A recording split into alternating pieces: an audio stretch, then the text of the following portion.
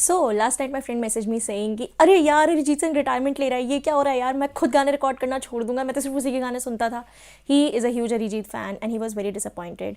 Me on the other hand I was wondering कि ऐसे कैसे हो सकता है कि कोई म्यूजिशियन रिटायरमेंट ले रहा है. Then he send me the post and I saw कि उसमें उन्होंने स्पेसिफिकली मैंशन किया है that he is taking retirement from playback singing.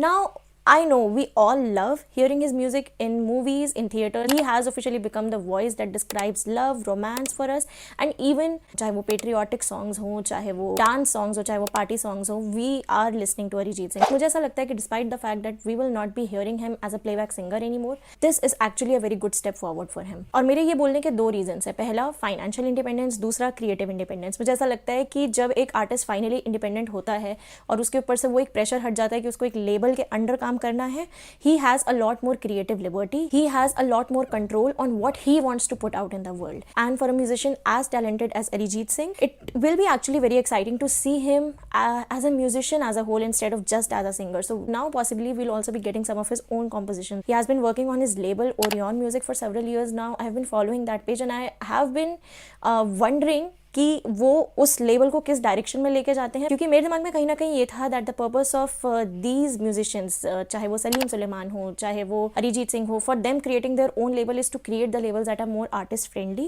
And that gives them that liberty कि वो अपने आर्ट को rather than focusing more on commercialising their craft, they can focus more on creating their craft with honesty and intent. And you know कुछ ऐसी composition या कुछ ऐसा काम करना जो जिसमें उनको भी मजा आए, उनको भी लगे कि हमने कुछ बहुत ही क्रिएटिव किया है, हमने कुछ अलग किया है, या हमने जो भी किया है वो ऑथेंटिक है. And we are not just making it for the sake of commercialising it, we are making it because we are artist and because we want to put something out in the world that is meaningful, that is that fuels their creativity. अब इसका impact क्या होने वाला है? सबसे पहला jerk तो obviously Bollywood industry को लगेगा, क्योंकि अगर अब प्लेबैक सिंगिंग वो नहीं करने वाले हैं तो स्पेशली मेल वोकलिस्ट के एरिया में एक बहुत बड़ा वॉइड क्रिएट होने वाला है प्लेबैक की दुनिया में. And now they are going to have to find voice जिसको लोग एक्चुअली सुनना चाहेंगे. वहाँ पे एक ऐसी आवाज़ को लाना या मल्टीपल ऐसी वॉइसेस को लाना, वो उनके लिए एक बहुत बड़ा टास्क होने वाला है. बट मुझे ऐसा लगता है कि ये एक बहुत अच्छी अपॉर्चुनिटी है to bring back the old Bollywood era, जहाँ पे एक्चुअली बहुत सारा thought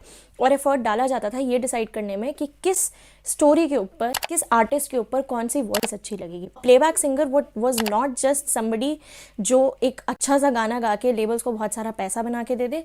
he was somebody who was integral part of the storytelling of the movie or whatever story that song was picturized. पर क्या ऐसा होगा?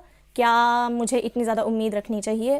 प्रॉबेबली नॉट, बट अगर ऐसा हो जाए तो बहुत अच्छा होगा. दूसरी चीज़, अगर मैं अरिजीत सिंह के पर्सपेक्टिव से बात करूँ तो उनके लिए ये एक बहुत अच्छा स्टेप फॉरवर्ड है, क्योंकि अब उनको वो क्रिएटिव लिबर्टी मिलेगी जो शायद एक आर्टिस्ट को लेवल के अंडर है के सिर्फ एक लेवल के अंडर काम करके उतनी ज़्यादा नहीं मिल पाती है. Now he will be able to actually work on what he wants to work upon, on his own inspiration. Also एक फाइनेंशियल इंडिपेंडेंस आएगी, क्योंकि हमें पता है कि लेबल्स के साथ जब एक आर्टिस्ट काम करता है तो they get paid only one time. There is most of the time there is no such things as getting royalties for the rest of your life. किसी भी एक सॉन्ग के स्ट्रीमिंग पे या कुछ भी, वो सारा पैसा लेबल के पास जाता है. तो आर्टिस्ट को फेम मिलती है और एक मिनिमल अमाउंट मिलता है for singing that song. Secondly, एक क्रिएटिव लिमिटेशन जो आ जाती है वो बहुत ज़्यादा लिमिटेड हो जाती है जब एक आर्टिस्ट इंडिपेंडेंट हो जाता है.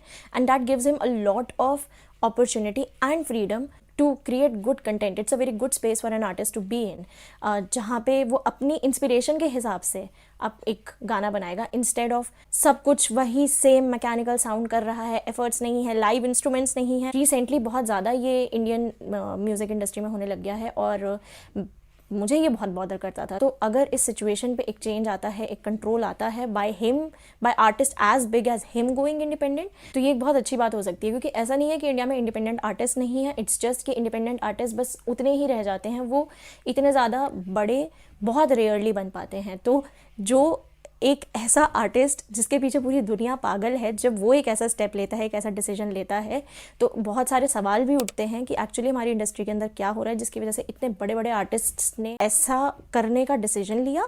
एंड बिकॉज अरिजीत सिंह की तरफ लोगों की बहुत ज़्यादा लॉयल्टी है, तो वो he has that power to bring that change and he is using that power in a right way. And that is very like mad respect for him for that. और मुझे to be honest Arijit Singh के ऊपर इतना faith और trust तो है कि अगर वो एक स्टेप बैक लेकर इंडिपेंडेंट म्यूजिक की तरफ जा रहे हैं, he is not going to be just putting out work just for the sake of it. He'll actually put so much effort and so much heart and soul into his craft, और especially considering the kind of talent that man has, जो भी हमारे पास एक final product आया करेगा वो बहुत ही अच्छा आ सकता है. तो ये एक रेवोल्यूशनरी चेंज भी साबित हो सकता है. This could be a wake up call to a lot of artist out there कि हर एक आर्टिस्ट को अपनी क्राफ्ट के अंदर एक ऑनेस्टी और ऑथेंटिसिटी लाने की जरूरत है, और उसके अंदर बहुत सारा एफर्ट डालने की जरूरत है. सिर्फ इसलिए नहीं कि ऐसा करने से गाने ज्यादा चलेंगे, बट इसलिए कि this is what their job is and this is what their responsibility is towards their craft and towards their audience. And as audience also I think हमारे ऊपर भी एक बहुत बड़ी जिम्मेदारी आ जाती है कि क्या हम अभी भी इंडिपेंडेंट लेबल्स के गाने सुनेंगे, even if that label is of Arijit Singh, of somebody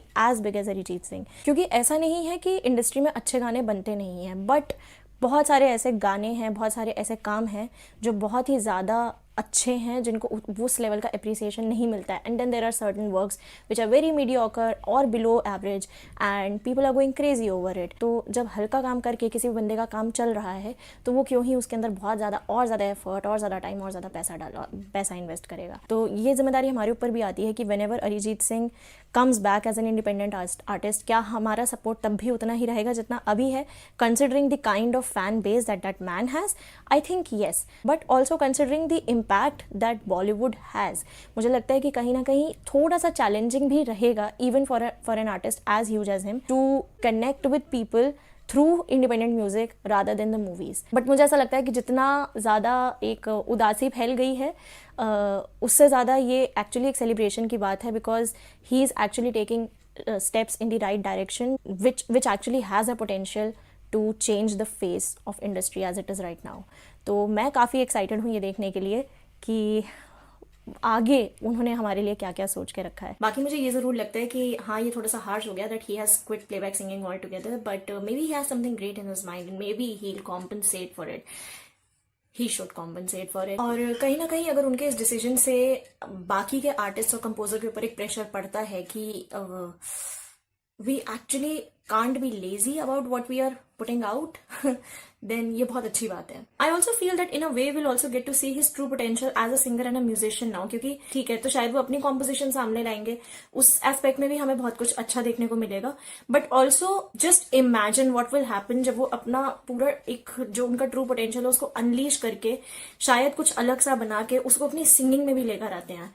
कुछ ऐसा जो हमने आज तक कभी सुना ही नहीं है, क्योंकि कभी किसी ने उसके साथ एक्सपेरिमेंट करने की कोशिश ही नहीं करी. कभी उन्होंने शायद बहुत ज्यादा पुश करने की कोशिश नहीं करी, कभी उन्होंने पूरा एक अच्छे तरीके से उस आर्टिस्ट को इतना डीपली एक्सप्लोर करने की शायद कोशिश नहीं करी. कितना कुछ ऐसा हो सकता है अभी भी उस आर्टिस्ट के अंदर जो हमने नहीं देखा है, and maybe he himself will get a chance to explore that and bring that to life, और वो हम तक पहुंचेगा और बहुत बहुत मजा आएगा.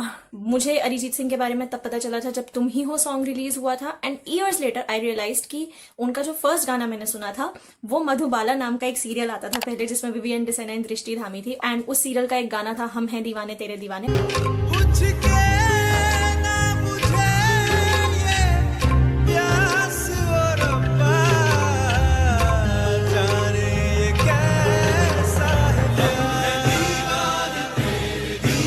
और वो गाना जब मुझे पता चला कि अरिजीत सिंह ने गाया है, it made me really happy. So yeah, it is definitely end of an era that he is taking retirement from playback, but at the same time it is also a beginning of a new era, and hopefully एक ऐसा era जो बहुत सारे positive changes ला सकता है और एक बहुत ही अच्छी डायरेक्शन में इंडियन म्यूजिक को लेके जा सकता है. यार, it sound so good when you से तेरा अरिजीत.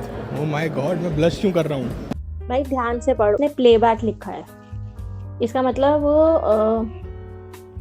मे बी वो अपने सिंगल्स रिलीज करेगा, मतलब वो बॉलीवुड के लिए नहीं गाएगा. Maybe he is done with Bollywood, you know, playback नहीं करेगा, which is sad to be honest.